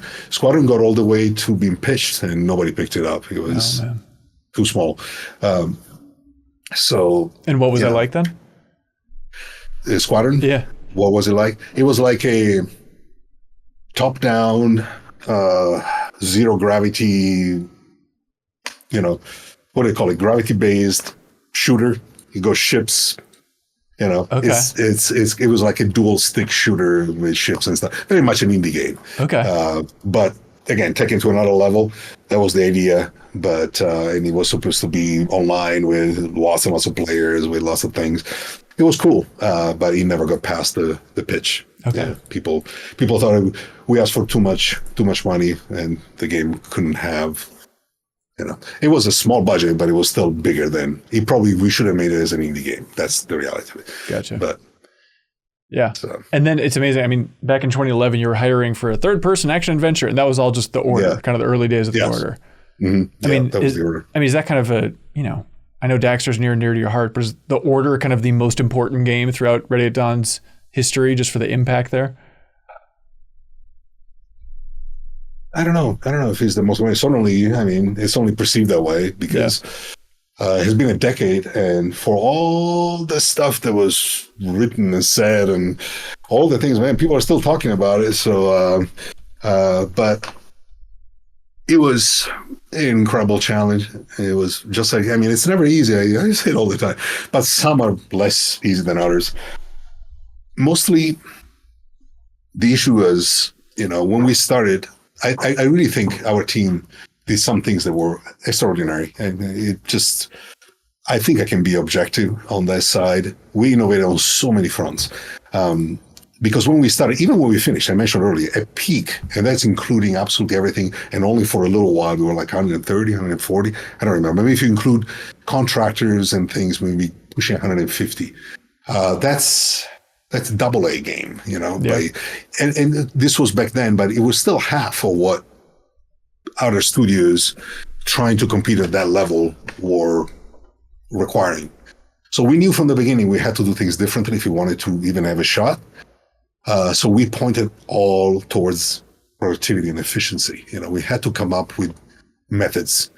So a lot of the things we did back then, we were in a really great position technology-wise. The audiovisual side, I think we really nailed it, and we did so early. We were the first major game to really use a physically based rendering solution. We developed this whole 3D, we built freaking 3D scanners. We were able to take like pieces of fabric from Victorian times and scan them. It's so perfect. It's just down to, all of this stuff was new. Our 3D scanning stuff was amazing. The material system that we developed, this is all things that now is completely commonplace, but we had to, because we couldn't possibly create that world with the number of people that we had without coming up with a new solution that made it much more efficient to do so. Right. So, unfortunately, as things go, there's always, in at least in some part, we also paid the price, because when we showed our 2011 prototype, people honestly didn't even believe. People at Sony were saying, you guys are saying that you can have this look like this on a PlayStation 4. And we were saying, we think we can make it better than this. And we certainly did. We can make it look better than this and sound better than this and be just as fluid and as wonderful to experience. Yeah. And they were all very skeptical. They didn't. This is like Shu and stuff back in the day, or who was the main? Was it Shu? What? Well, at the beginning, I don't want to talk about people specifically, but at the beginning, Ru was the one again. He took 6 months with one of the Sony guys. He was the head of Sony Santa Monica at the time. We had worked with them on God of War, did 2 games. We had a wonderful relationship with them. And Shu was still in charge. He was still in the US. So Ru worked for 6 months to really define the deal and to do everything and to make this project happen. And in the 21 years, I've never seen our team so excited and so happy as when we started working on this. Man, they were like, every day they were like, holy crap, look at the stuff we're putting out. I mean, they were unbelievably excited and really optimistic about everything. Mm-hmm. Unfortunately, things changed as the development progressed. Again, I'm not going to go into too much detail, but when Shu went to Japan, he was promoted. I guess that's the right way to think about it. So he became in charge of the whole thing. A lot of people followed him, and there was a whole shuffle upwards. So we always talk about, as I was saying earlier, leadership. It's a delicate balance. Mm-hmm. One person changes, things change. So everything changed for us after that event. The people we agreed on things were gone. Like budgets and stuff like that. Yeah, they were no longer there. They were no longer in charge. They were still up the chain of command, but you can't bypass. It's like the military. You can't just go, hey, hey, shoot. So the amount of friction and everything started to change at that point. And while it was not the only issue that we faced, it certainly did not help development in any way, shape, or form. The fact that we were constantly fighting then about the dumbest, stupidest possible. Like what kind of stuff? It's really stupid stuff, but unfortunately, stuff that has to do with contracts but the biggest issue is here's one thing. For example, with the whole publisher developer, approach to funding, which is pretty much, it was the only way you can make games. Mm-hmm. I think things are changing a little bit. That's why there are fewer and fewer, almost no independent game developers left. I think there aren't really any. The few that are, they're huge. I mean, if you count CD Projekt Red or Larian, but they are on a completely different planet. They do their own thing because they hit it so big. Yeah. But the classic developer who needs a publisher, and the publisher makes a contract and you work on advanced royalties, and you get a budget and then you make the game, you got your milestones, and then they publish it and you recoup the budget and then you start making money. That whole model pretty much is gone. Now they're all internal studios or, huge, like there are really like 5. Think about it. 5 game companies left if you really look at the ownership. Yeah. And then a couple of big independents, which are, again, CD Projekt, right? Yeah. And then everything is under control of just a few. Right. And there's a reason, because that model just did not work. Because there is this, once, like, the way in which Sony dealt with their internal studios, the way their internal studios are given, if you saw the troubles that, for example, again, I don't think like God of War 2018 was an unbelievably tortured development. It was incredibly challenging. We would have been canceled 4 years earlier, like that. There's no way they would have gone through with it. Yeah. But internal studios get it's a different thing. And in a way, it makes more sense. When you're not, and every game is going to have challenges, going to have things. Like, for example, say that you have all these milestones, and a milestone come out, and maybe it's not exactly what they hoped for, right? There are some things to discuss. I ask you, what sense does it make that the immediate response to that is no payment? You cannot make payroll unless you receive constant stream of payments from the publisher. Yeah. You got 100 people under you. Now, all of a sudden, it's like, I don't want to say it's blackmail, but it's really what it is. The milestone, you need to rework this. Until then, no payment. So you're constantly under this threat. You can never. How does that help? Tell me. So, okay, no payment, we're going to shut down. The publisher always has all the control. No matter what it is, the publisher has all of it. It starts with the way they use. If you go to publisher school, the first day, the first lesson is always tell developers that their game is amazing when you're pitching. No one is ever going to tell you, no, we don't want this, unless it's really, But if you're dealing with big boys and stuff, it's always, oh yeah, this is amazing. We're totally going to make this, whether you're going to make it or not. Because chances are you don't even know what's going to happen. String them along until either they're desperate, they need to close the deal, or maybe something else will happen. Developers are always, they're on a timer. So, but always carry them along. Just give them the impression that it's any day now you're going to get a letter of intent and we're going to start doing this. Yes, we're going to make it. I cannot tell how many friends I've had that would, like, first-time developers who would go and pitch and say, oh my God, they said yes. Mm-hmm. I'm like, really? He goes, yeah, absolutely. They say, like, next month we're going to have a letter of intent and they want us to see some more stuff. And then 6 months later, they're desperate, right? And they'll sign anything in order to just... Anyway, that's the first thing at publisher school. But the second thing is what I call the wink contract negotiation. It goes like this. The wink. Uh-huh. They'll tell you something like, X, we know X is what's needed to make this, but we can only give you Y. If we give you X now, it's never going to fly with the higher ups. You can only get Y.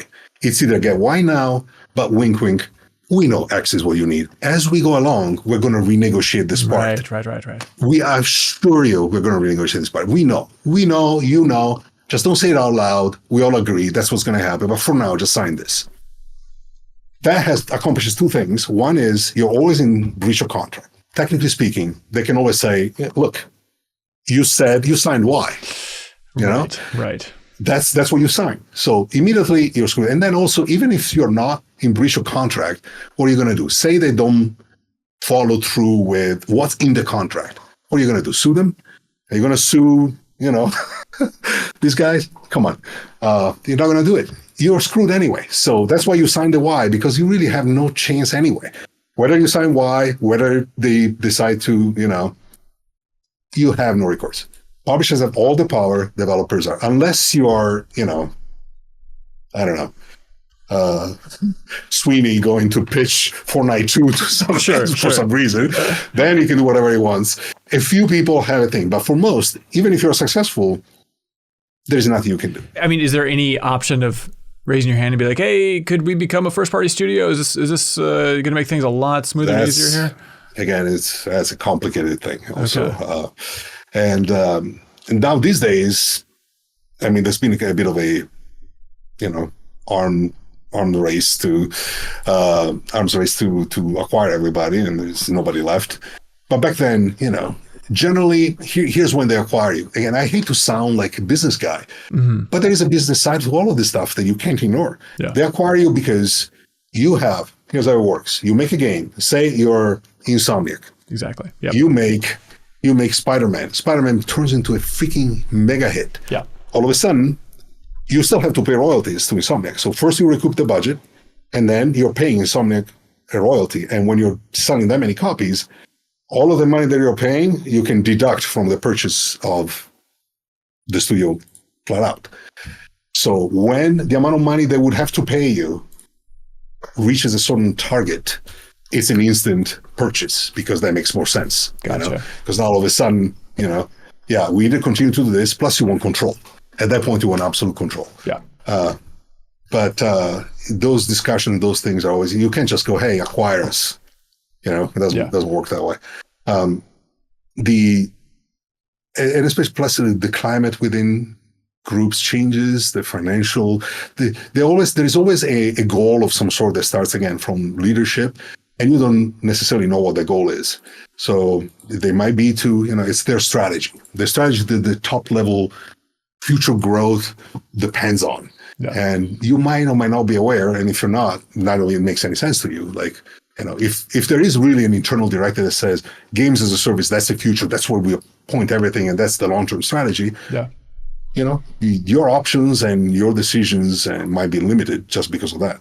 Yeah. So anyway, as things went on, the struggles were real. And one of the problems that we had, I know it sounds absurd, but for example, our first milestones, we were the talk inside of Sony.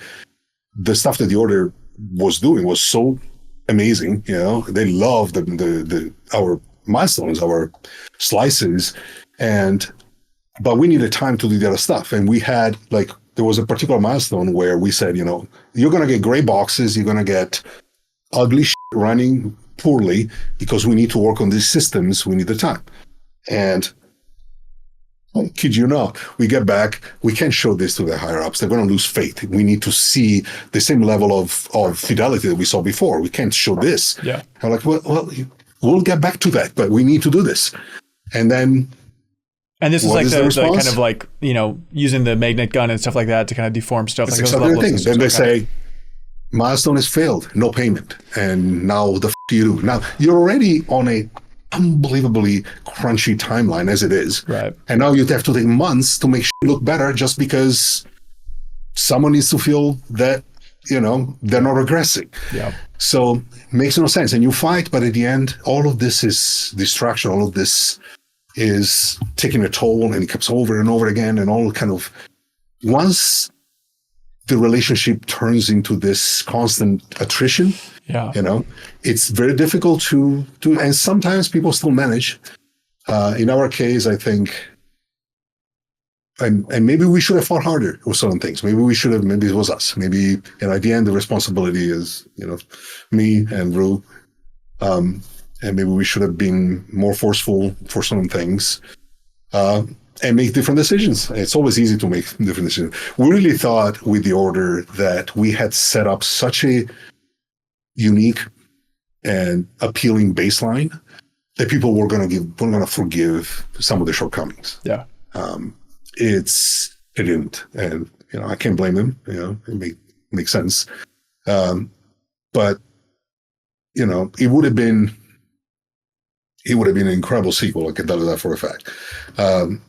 We pitched the sequel to Sony, in fact, regardless of all of this stuff. And in a way, it's better that they passed, because if we thought we were going to be screwed before, man, with the sequel, we would have signed our, life away. We were going to do it just because we wanted to deliver it to the players, but we would have been...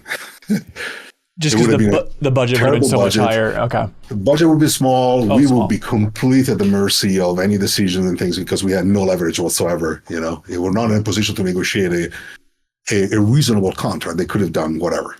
But we would have taken it because we wanted a chance to, redeem the franchise, which I thought we certainly had a shot, because all of the groundwork was really, really good. I can tell you that for a fact. It was there was so much there that just needed to be built on. We could have 100%. Look at the difference between just Ghost of Sparta and Chains of Olympus. Yep. Chains of Olympus, in a way, even to Daxter, is it's a progression.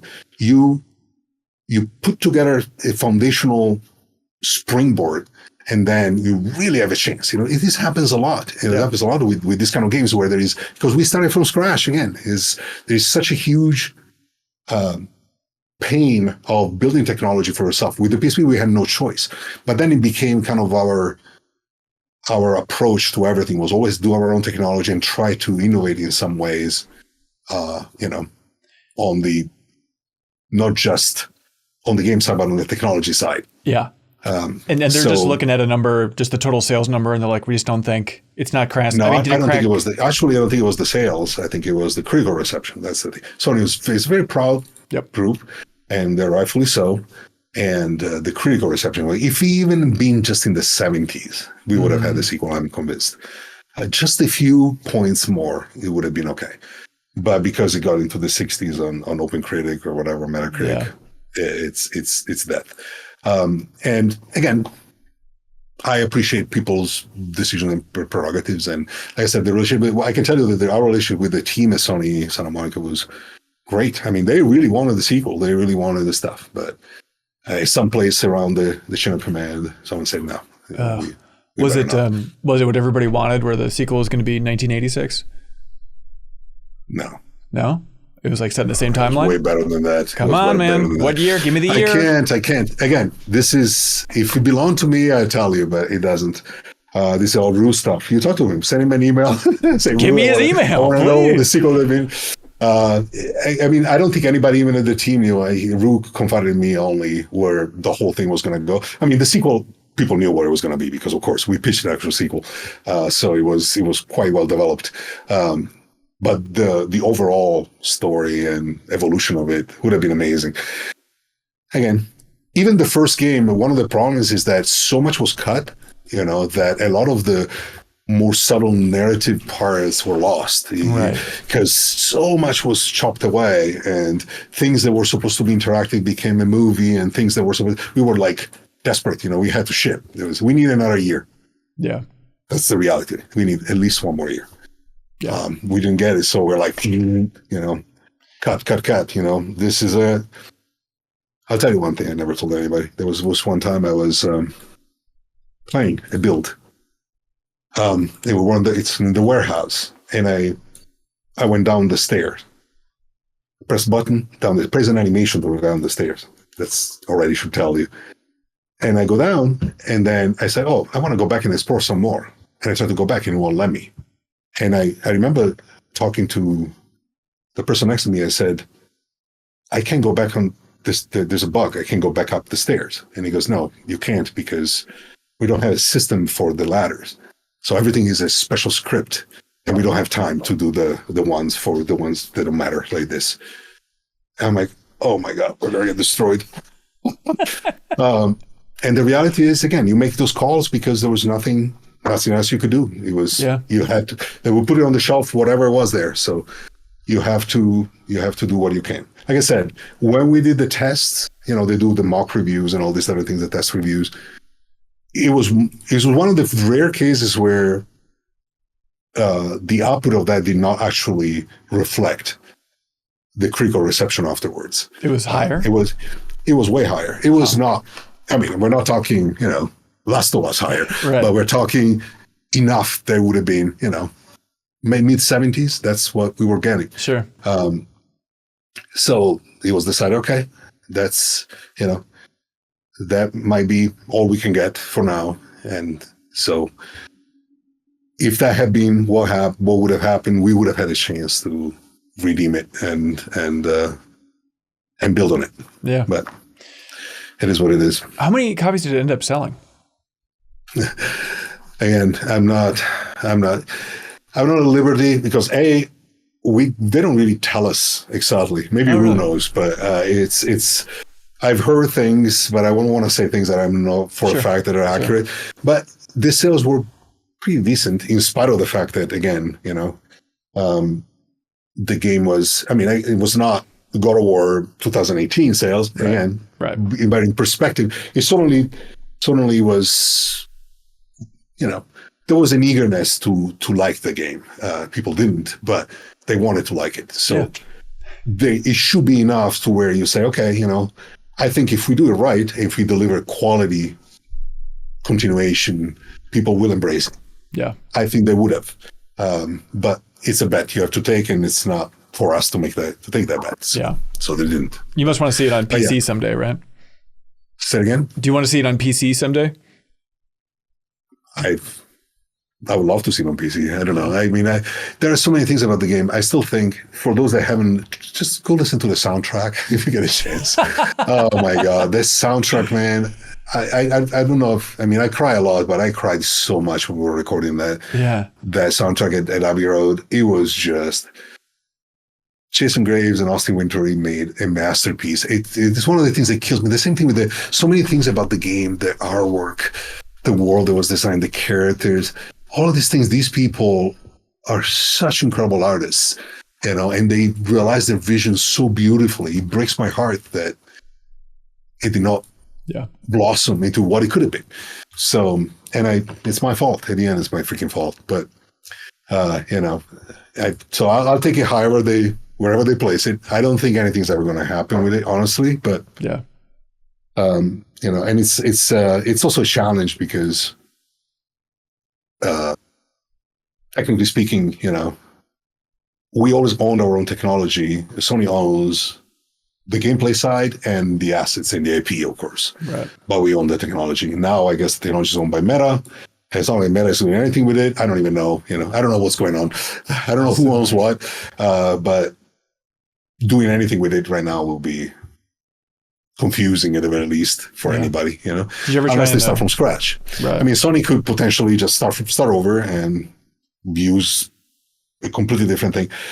I mean, it's their prerogative. Like I said, I don't think there is enough certainly a demand for it to make it worthwhile. I mean, they got their own challenges right now and everything else, and games are so expensive. You're not going to take a risk on something that you might or might not.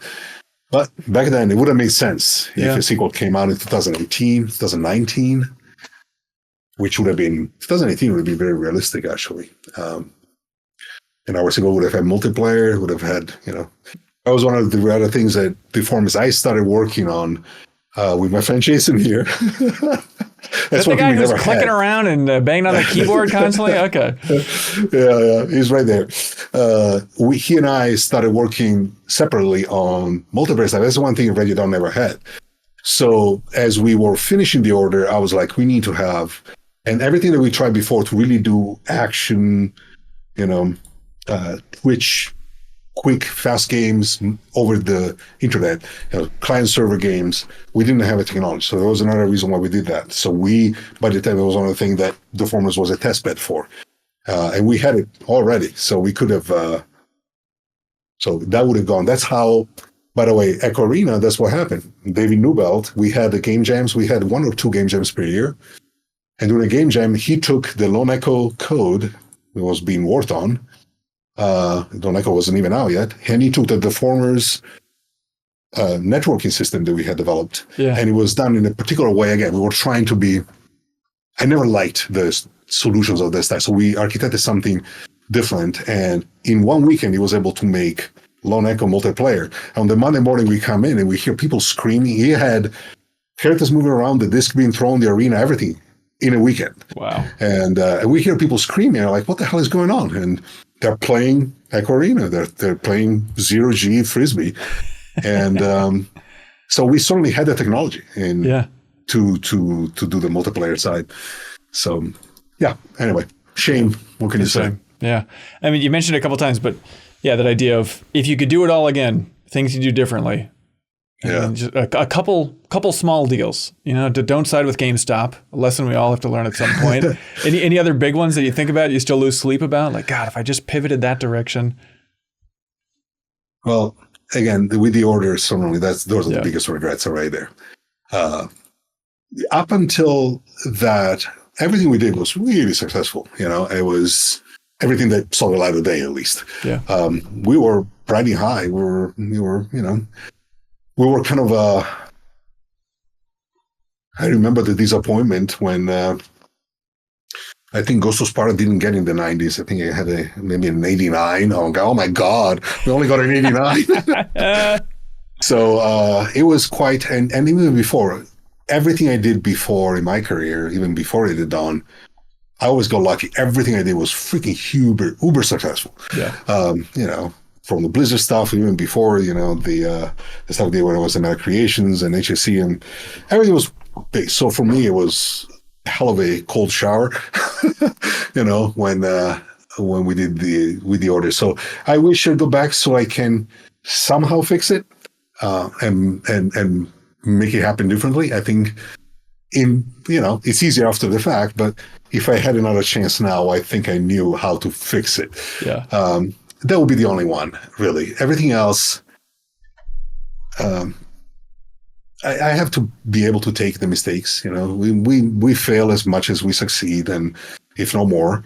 And you have to be able to keep going and learn from it, and not just sit there and and regret. So if I only could have one, definitely I would go back and try to at least make some different decisions on the order. I know a few things would have been enough to correct course and make it to where it would have been a completely different future for us. But overall, I have no regrets. I have no complaints. You know, we've been lucky. We've done all kinds of things. We have, and I'm still at it. I'm still, you know, I'm 58. So I'm not exactly a spring chicken when it comes to this stuff. And so far, at least, I'm not slowing down, and I have no intention to slow down as long as I am. What am I going to do? Literally, you know, I feel guilty when I take 5 minutes to, you know, to relax or to think. I just need to be doing stuff. Has always been it's a biological need. Yeah. So as long as I can, I'm going to continue to try, and hopefully we get another big hit or something positive, you know, in the future. With whatever Cells Within is working on. That's right. That's the current thing. I got a couple of other projects as well, but have lots of passion and interest, and I'm indulging in all of them. You know. That's going to be cool, man. When I started also a movie production company, and there's a little project which is going to be really cool, hopefully. And Austin and I are making some music things that are very interesting as well. Really? Yeah. We're not, we don't sit around. We got so many projects. So that's cool, man. We're going to continue. But Cells Within is the one that is the bulk, you know, and it's going to be the big project in the next few years. So hopefully that works out. Well, congrats. I mean, it's weird to say congrats on your freedom, given the circumstances, you know, of big Ready at Dawn going down. But I'm glad you're in a decent space. I'm glad you're not just laying on a bed bummed out about the end of the studio. Well, I am bummed out. I'll be honest. I'm not. But at the same time, like I said, on one side, I've had time because, like I said, 2022, I knew. So, you know, you have some time to process and to prepare emotionally, especially. But so the time helped. It doesn't change the fact that, you know, these are like some of my closest friends, some of the people I really, really love. I mean, we had such a good group going. So nothing can change that. But, you know, live and learn. Every phase, you know, has to have an end. And so we lasted 21 years, I think. By all accounts, is the biggest chapter of my life so far, and probably the biggest I'll ever have. So, I would never complain. I'm not going to complain. That's a sweet note. We're still super lucky, you know, in every way. So. Yeah, for sure. Well, hey, thank you so much for taking the time, sharing your story. Man, a lot of wisdom to share with people out there. So I really appreciate it. Yeah, maybe we'll, and again, sorry about the venting. I don't mean to, but I've never been able to share some things. No, it's insightful. It's super helpful just to understand what is actually going on behind the scenes of the game industry, you know? Yeah, well, you know, I don't want to talk badly about anybody because everybody's always been wonderful to us, and it's never my intention. But there have been frustrations, and so every once in a while they come out. Totally. Maybe in a few years we'll sync up again for Cells Within and our new project. I'm very curious for sure. Stay in the loop. But hey, thank you so much to everybody who watched or listened to this whole thing. Any help sharing it's appreciated. And you can always subscribe to MinnMax's YouTube channel if you enjoyed it. We have a whole playlist filled with other interviews like it. You can hear all about Shu's entire career. We just did that interview. That's up in the playlist right now. You can check it out. We didn't talk about the order though. I feel like I should have brought it up now in retrospect to get his thoughts on it. But thanks so much, everybody. We'll be back next time. Goodbye. If you thought, hey, this video wasn't bad, well, there's a whole lot more like it on MinnMax's YouTube channel. Please help us out by subscribing to our channel and checking out the MinnMax Show podcast, also available on your favorite podcast app, the best, most thorough discussion about games on the internet with the deepest dive, our monthly community trivia show with prizes called Trivia Tower, and a whole lot more. Thanks so much for your support, everybody. All you gotta do is click that subscribe button. We'd really appreciate it.